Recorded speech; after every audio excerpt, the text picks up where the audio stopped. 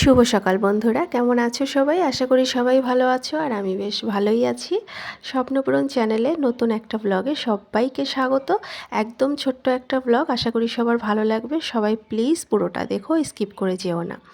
আচ্ছা, এখন বাজে সকাল 9টা, আমি এখনও বিছানা ছেড়ে উঠিনি আর আমি বিছানা থেকেই ব্লগটা স্টার্ট করলাম।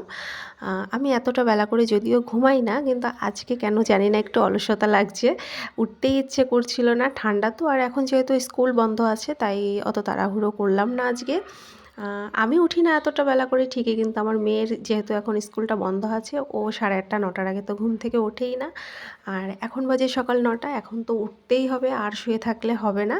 এখন আমি উঠে যাব, কাজবাজ রয়েছে।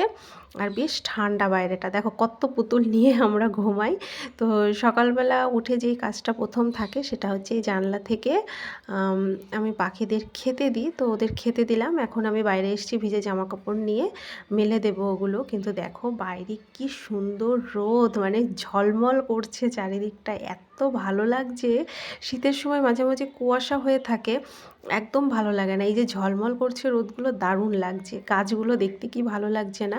কিন্তু আমার এই জবা গাছটায় না পোকা ধরেছিল, সেদিন ওষুধ দিলাম, এখনও ঠিকঠাক হয়নি।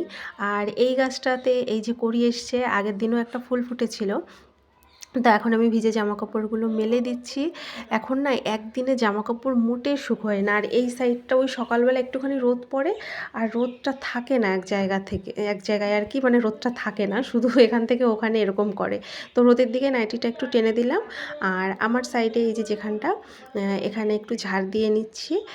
নোংরা হয়েছে তো, সকালবেলা উঠোনটা একটু ঝাড় না দিলে ভালো লাগে না। আর এই যে তোমরা উনুনটা দেখতে পাচ্ছ, এই উনুনটাতে আমি মাঝে মাঝে রান্না করি। তো উঠোনে আমি ঝাড় দিচ্ছিলাম, কিন্তু আমার মেয়ে বলল, মা আমি একটু ঝাড় দিই, ওর মন করছে ঝাড় দেওয়ার জন্য। তো ও বাকিটুকু ঝাড় দিয়ে নিল। এখন ব্রাশ নিয়ে এসছে, বলছে মা এখন ব্রাশ করো, আমিও ব্রাশ করব।